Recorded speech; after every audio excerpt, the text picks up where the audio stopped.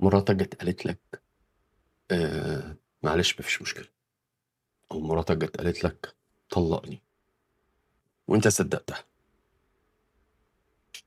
طب استنى، في حاجات في علم النفس بتدرس الأيام دي عن التواصل بين الناس. الإسلام قالها من 1000 وحط لها أصول. المشكلة إن إحنا أحيانا بنفهم الرسالة غلط، والنقطة هنا أنا مش بتكلم من راجل لست أو ست راجل، ده سين الحقيقي. وأنا إيه اللي خلاني أعمل الفيديو ده؟ أنا كنت بتفرج على فيديو لشيخ اسمه شيخ أمجد سمير. أنا بحبه جدا لأن هو دايما بيأصل الموضوع بشكل علمي كده، فدايما بيلفت نظري يعني. الشيخ حكى موقف جميل ولفت نظري جدا، فكرة إنه إحنا في علاقاتنا اليومية بنقع في نفس المشكلة طول الوقت. يعني بنتعامل مع الكلام اللي اتقال إن هو مسلم، وإنه مش يمكن يكون في شعور وراه، يعني يمكن في سبب للكلام ده اللي اتقال. يعني لأنه نوي إن حد يطلع كلام ملوش أصل. ويمكن اللي هنا النقطة الصغيرة قوي اللي فرق ما بين الراجل والست في طريقة توصيل المعلومة. يعني لو حد قالك أنا كويس فأنت صدقته، أو قالك مفيش حاجة فتقول له خلاص تمام فتقفل الموضوع. أحيانا الكلام معناه وظاهره إنه تمام، بس ممكن يكون الموضوع مش كده. يعني الناضج في علاقاته تمام، والناجح في علاقاته إن هو بيروح لما يدخل خناقة مع حد مثلا واللي قدامه رد عليه، هو ما بيفترضش. يعني أنا رديت عليك رد ما عجبكش، انا مش بفترض الكلام از ات از، يعني مش باخده كده زي ما هو، لا انا احاول ممكن ارجع خطوه لورا كده وابتدي افسر الكلام اللي انت بتقوله. في عاده يعني 5 قواعد كده تساعدك انك تفهم الكلام او تفهم المغزى من الكلام اللي بيتقال قدامك من غير ما تحول البيت يعني عندك لتحقيق. يعني انت بتحاول تفهم اللي قدامك قصده ايه من غير ما تنقل الموضوع لتحقيق وتقلب بخناقه. وعايز اقول لكم اصعب حاجه في الحته دي، يعني قبل ما نبتدي ال5 اسباب، أصعب حاجة في النقطة دي بالنسبة بالذات للرجالة اللي هي بيسموها hold your horses. يعني إن أنت خدت الكلمة في وشك والكلمة ضايقتك، فأنت المفروض إيه، طبعًا في لحظة انفعال جاية أهي وهتروح مكسّر الدنيا وقالب الدنيا، إنك إزاي بقى تسيطر على لحظة الانفعال دي. أنا واحد من الناس عندي مشكلة رهيبة في الحتّة دي. الطلعة الأولانية دي أنا ممكن بعد الطلعة الأولانية دي أهدى وأرجع أبتدي أفكّر في الكلام اللي اتقال، بس في الطلقة الأولانية دي ما باعرفش. كده الأجانب بيقول لك hold your horses على طول، لإن أنت لو ما قدرتش تكبح جماح نفسك زي ما بيقولوا، الطلقة الأولانية غالبًا مش هتفهم الموضوع، والموضوع هياخد أبعاد تانية هو أساسًا ما كانش رايح لها. الشيخ أمجد سمير بقى كان بيحكي على موقف سيدنا محمد، فالموقف ده إنه سيدنا محمد كان قاعد في البيت عند ستنا عائشة والصحابة معاه. طبعًا أنتم متخيلين بقى سيدنا محمد هو بقى كبير قريش اللي في وقتها، تمام، ومعاه الصحابة. اعتبر نفسك إن أنت راجل قاعد كده في البيت وصحابك معاك، وراح خبّط على الباب. كانت مين؟ ستنا صفية رضي الله عنها، وجايبة أكل لسيدنا محمد والصحابة، فادّته إيه لستنا عائشة. طبعًا ستنا عائشة عملت إيه؟ مسكت الطبق وقامت إيه؟ كسرته في الأرض. طبعًا أي واحد مننا هيقول إيه؟ الست ما بتحترمنيش، الست قلّت مني قدّام الناس، مش عارف إيه. يعني غالبًا كان الموقف ده هينتهي بالطلاق يا هينتهي بمصيبة. ده إحنا. سيدنا محمد عمل إيه بقى؟ هو ما اتعاملش خالص مع الموضوع بالشكل ده، بص للصحابة كده وقال لهم إيه، غارت أمكم. يعني عشان تعرف تحلل بقى موقف سيدنا محمد هنا إيه، هو أولًا ما تجاهلش الفعل، تمام، يعني أوكي هو في موقف وحصل، وما اختزلش الشخص اللي قدامه في الفعل ده. يعني ما قالش شوف ستنا عائشة عملت إيه وحطهم الاتنين equivalent، لأ هو ما شافش كده. هو شاف إن في طبق اتكسر، بس الطبق اللي اتكسر ده في من وراه شعور. يعني اللي يخلّي إنسان يغلط، اللي يخلّي إنسان يقول حاجة، اللي يخلّي إنسان يعمل تصرُّف، في ورا التصرُّف ده شوية تراكمات وشوية حاجات متخزّنة. ومش لازم حتى تكون تراكمات، ممكن يكون موقف instant حصل، بس الموقف ده أثار في نَفْسه حفيظةً ما، فخلّاه يتصرّف هذا التصرُّف اللي ما عجبكش. بس حقيقةً بقى، كل اللي جِه في دماغك وأنت بتفكّر في إن أنت لو حطّيت نَفْسك مكان سيدنا محمد، إن هي بتقِل منّك أو إن هي ما بتحترمكش أو إن هي قصدت تعمل كده قصاد صحابك، كل الكلام ده بلح، مش موجود. هي كست كل اللي في دماغها إن هي غارت، فراحت ده كان رد فعلها، اتنرفزت خبطت إيدك في الحيطة، ببساطة أهو. مش لازم إن أنا خبطت إيدي في الحيطة فأنا كان قصدي إن أنا أعمل كذا أو قصدي أعمل كذا، لأ هو أنا بس فرّغت طاقة. فأحيانًا أنت بتتعامل مع التصرُّف آآ يعني بتحُط الشخص والتصرُّف في نفس الحتّة، مع إنّك أنت المفروض تتعامل في بعض الأوقات يعني إن في شعور أدّى إلى تصرُّف، وده برضه مش معناه إن كل تصرُّف غلط مقبول، ولا إن إحنا نبرّر أي تصرُّف غلط لأ، بس إحنا ندّي نفسنا بس إيه، وقت نفكّر سِنّة قبل ما ناخد القرار ده. طَب هادّيكم مثال بسيط عشان تعرفوا الفرق بين الرجالة والستات في الطريقة دي، وده الشيخ أمجد قاله في الفيديو بتاعه ضحّكني جدًا يعني، فقال لك إيه، صاحبك اتصل بيك قال لك العربية عطلت، صاحبك لمّا يتصل بيك ويقول لك العربية عطلت، هو مش مستني منّك إنّك تقول له معلش حبيبي حقّك عليّا، لأ، طَب إيه اللي عطّلها؟ طَب نعمل إيه؟ هنحل الأمور إزاي؟ طَب أنت عملت إيه؟ بالمناسبة حتى لو كان صاحبك ده اتصل بيك بعد ما حل المشكلة، بس إحنا الmentality بتاعتنا كرجالة إن إحنا we will jump into the solution، إحنا عايزين نشوف الحل ماشي، وهنحل الأمور إزاي. طَب لو مراتك عملت معاك نفس الموقف، هي احتمال أصلًا تكون حلّت الموقف مبدئيًا بس، يعني هي ممكن تكون أصلًا حلّت موضوع العربية ده من أساسه. هي مش مستنية منّك بقى إيه، ده بناءً على علم النفس يعني، مش مستنية منّك بقى إيه، العربية عطلت ليه والّا إيه اللي حصل والّا إيه اللي لا هي مستنية تقول لك معلش يا حبيبتي ده أنتِ وقفتِ في الحر، معلش حقِّك عليّا، يالّا آجي آخدِك. هي مستنية إيه بقى، تعاطف. ممكن تكون مستنية حل على فكرة، بس محتاجة تسمع الحتّة دي الأول. وعشان نقدر نستوعب مدى أهمية النقطة دي عند الست، هي بسبب النقطة دي تحديدًا الست بتقدر تحمي ولادها بهذا الشكل المُفرط، وأنت تقدر تشوف حتى لو اتفرّج على National Geographic، اتفرّج على الإناث بتعمل إيه مع ولادها وأنت تفهم. وزي ما أنت شايف إن الغريزة اللي بتحركك ناحية إن أنت تجيب لهم فلوس هي أهم حاجة المفروض تتعمل في حياتك، وإن هم المفروض يستنوا أي حاجة طالما أنت بتشتغل، هم كمان عندهم نفس النقطة، إن أنت المفروض تستنى أي حاجة طالما في حاجة ليها علاقة بنفسية ابنك أو حاجة ليها علاقة بالمشاعر ناحية الولاد. والفكرة هنا ببساطة إن طريقة استقبال الشكوى من شخص لآخر بتختلف، ورد الفعل كمان بيختلف. زي ما قُلنا الست مش مستنية منّك حل، أوكي هي ممكن تكون مستنية منّك حل، بس مستنية منّك الأول لحظة تعاطف. هي ممكن أصلًا تيجي تحكي لك على خناقة حصلت بينها وبين صاحبتها، وهي حلِّت الخناقة أساسًا، أو هي عارفة هي هتعمل إيه أصلًا، وهي مش مستنية منّك حل، هي بس مستنية منّك تسمع منها تقول لها إيه، شوف عملت إيه، مش عارف إيه، التعاطف البشري اللي الناس بتفكّر. يبقى عندنا النقطة الأولى هو زي سيدنا محمد ما عمل، إن أنا أحاول أفهم أو أفسّر الشفرة اللي ورا التصرُّف اللي هي عملته، تمام، وأهدى شوية قبل ما أنفعل. النقطة التانية، الطرف التاني عايز منّي إيه؟ هل الطرف التاني عايز منّي تعاطف والّا عايز منّي حل؟ دي نقطة مهمة. لو الست هي اللي بتكلّم الراجل أو الراجل بيكلّم الست، فالراجل متوقّع منها إنها تقول له حل، وهي الست مش فاهمة كده، الست فاهمة إن هي بقدرٍ ما هي محتاجة تتعاطف معاه، والعكس صحيح. النقطة التالتة، ودي يمكن من أهم المواضيع اللي حصل فيها أبحاث في علاقات التواصل، في عالم نفس اسمه جون جوتمان، وده درس لفترات طويلة جدًا آآ العلاقات بين الأزواج، ووصل لنتيجة مهمة جدًا، إن طريقة الاستجابة للطلب أو طريقة الاستجابة للشكوى أو طريقة الاستجابة حتى للattack هي اللي بتحدد بشكل كبير جدًا مصير العلاقة، مش الattack نفسه ولا نوع المشكلة ولا أي حاجة. طريقة الاستجابة هي اللي بتحدد شكل العلاقة. وفي عالمة اسمها ديبورا تانون، يعني كل الأبحاث اللي هي عملتها وصّلتها لنفس النقطة، إن الراجل غالبًا لمّا بيحكي بيبقى عايز يوصل لحل، في حين إن الست لمّا بتحكي بتكون عاوزة توصل لنوع من التعاطف ونوع من التواصل كمان، مش تعاطف حتى تواصل. وممكن الاتنين على فكرة بيتكلموا في نفس الموضوع، يعني الاتنين هيكونوا بيتكلموا إيه، في نفس الموضوع. واللي منكم قرا الكتاب بتاع اللي هو Men from Mars وWomen from Venus، كاتب اسمه جون جراي، هنا بيتكلم إن الاختلاف مش عيب في حد ذاته، الاحتياج العاطفي في الأساس هو اللي مختلف، يعني الراجل بيحتاج شيء والست بتحتاج شيء.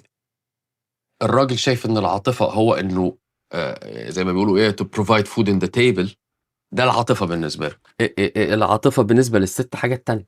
يعني إحنا عادةً بنعمل إيه، لمّا ييجي حد يفتح معاك موضوع، فأنت عادةً يا إما هتدافع عن نفسك على طول already بتلاقي الdefense shield نزل وابتديت تدافع عن نفسك، يا إما هتقلل من مشكلته، تقول له إيه الكلام الفاضي اللي أنت بتقوله ده، هو إيه الكلام، هو أنت بتعمل حاجة، هو أنت مش عارف إيه، كل ده تقليل المشكلة، يا إما تقوم، وده طريقة تالتة في رد الفعل، إن أنا أدّي حل سريع، أدّي حل سريع وغير مدروس عشان تقفل الموضوع وتنهيه.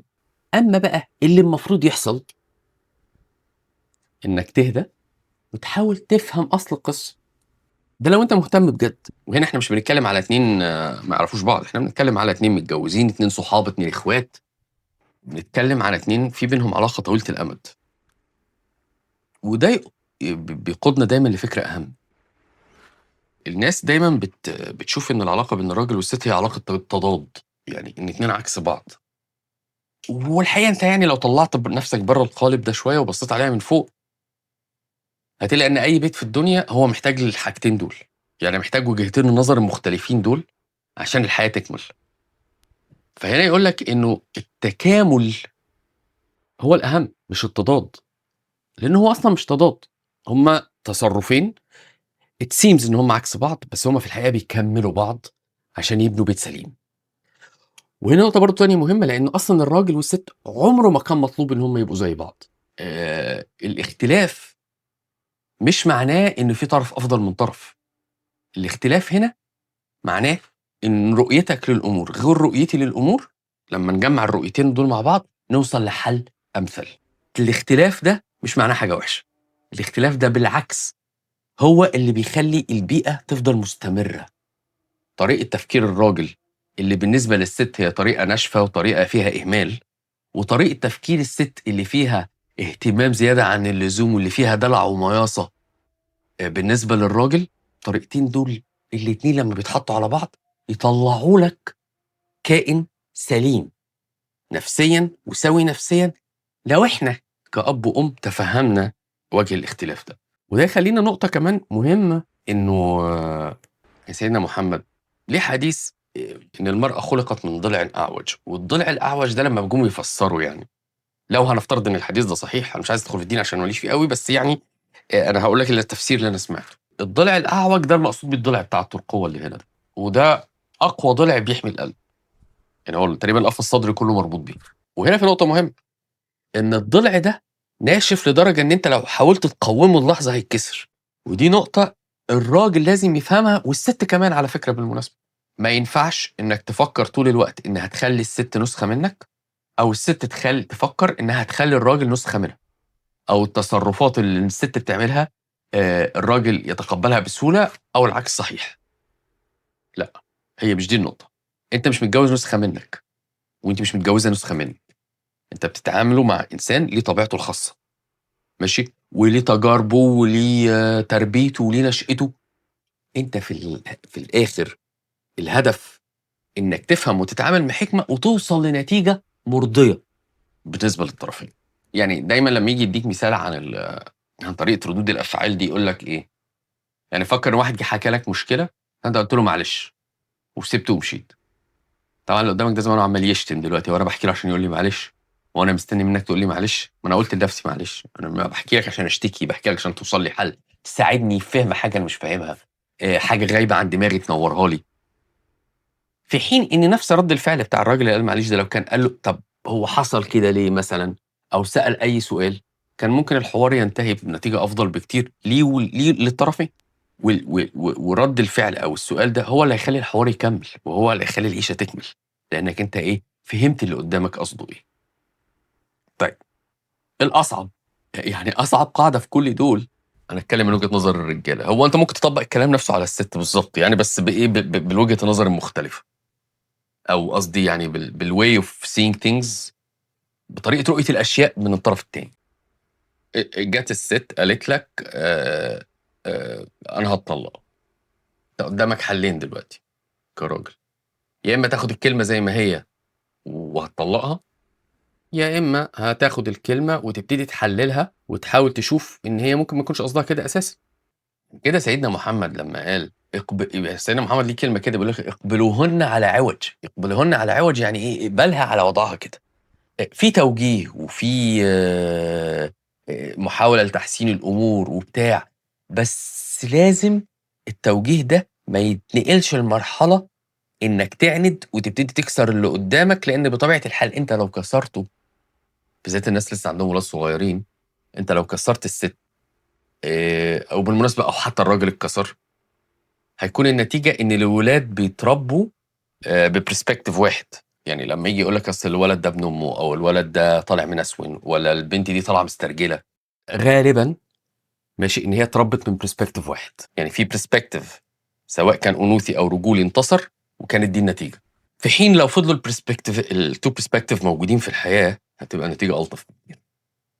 فإحنا هنا لمّا نيجي ندخل العلاقة مش هنغيّر حاجة، وما نحاولش نفرض تغيير معيّن على اللي قدامنا، لإن هو مش هيحصل بنسبة كبيرة. إحنا هنحاول نساعد بعض عشان الموضوع يبقى إيه، مشروع إصلاح طويل الأمد زي ما بيقولوا. عشان وحتى ده لازم تبقى أنت متأكد وهي متأكدة إنه هي مش هتيجي، إحنا بس بنقرّب وجهات النظر. أمّا أنت لو فاكر في دماغك أو أنتِ فاكرة في دماغِك إن أنتِ هتغيّريه يبقى زيِّك، أو هتغيّره يبقى أو هتغيّرها تبقى زيّك، أو أنت شايف إن أنت عايزها تبقى زي مامتك أو هي شايفة إن هي عايزاك تبقى زي أبوها، فأنتم بتحلموا، ده مش هيحصل.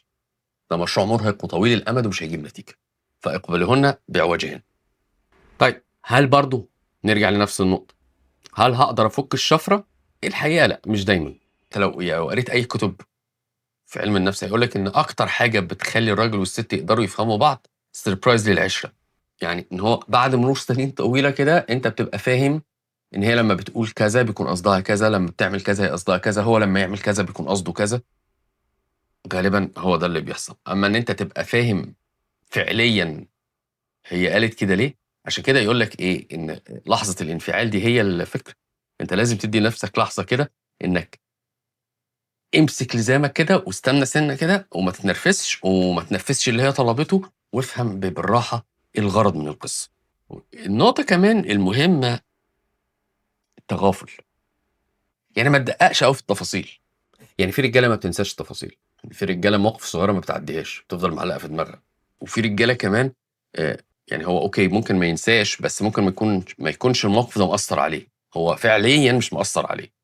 بس في رجالة لأ، في رجالة الموقف ده بيفضل معبّي، معبّي والمواقف عمّالة تتعبّى، تتعبّى على بعض لغاية ما ينفجر في لحظة معيّنة. وهنا مهم جدًا، جدًا، جدًا المبدأ اللي أرساه سيدنا محمد التغافل. تغافل.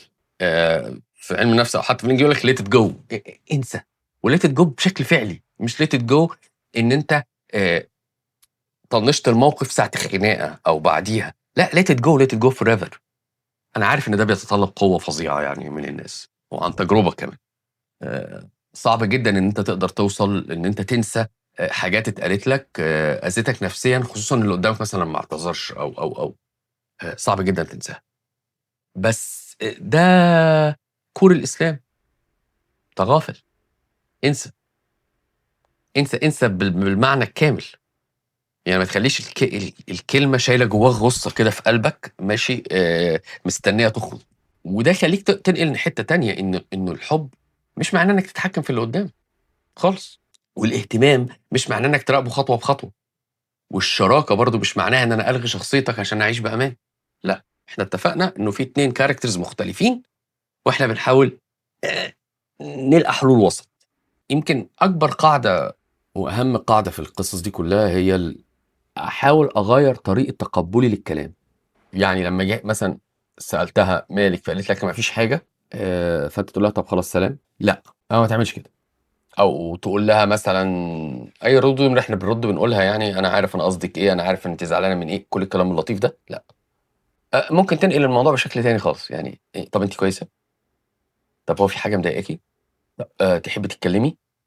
والّا أسكت، طب أسيب لِك الباب، أفتح الباب، يعني افتح باب حوار يخلّي إن هي إيه، تطلّع اللي جواها. الأسئلة المفتوحة دي بتخلّي في مجال للكلام. يعني ما تزنقش اللي قدّامك في حتّة إن يكون الرَد سلبي. سيب أسئلة مفتوحة دايرة، فالأسئلة المفتوحة دي هتطلّع من جوّه من اللي قدّامك اللي جوّاه، فهتفهم قصده الحقيقي. طيب في نهاية الكلام أنت ممكن تقول إنه فَك الشفرة ده حاجة يعني محتاج حد بقى إيه، بيقرا أفكار وبتاع عشان يقدر يفهم الست بتفكّر إزاي والّا الست تفهم الراجل بيفكّر إزاي. لأ، هو الموضوع أبسط من كده وأعمق في نفس الوقت.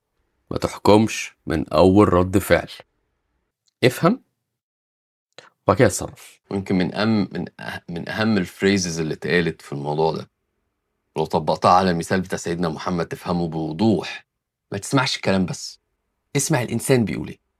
أشوفكم المرّة الجاية، ولو حد مَر بمشكلة زي كده أو مَر بحلول قدر يفهم اللي قدّامه بيفكّر إزاي، يبقى شاركونا للاستفادة. سلام.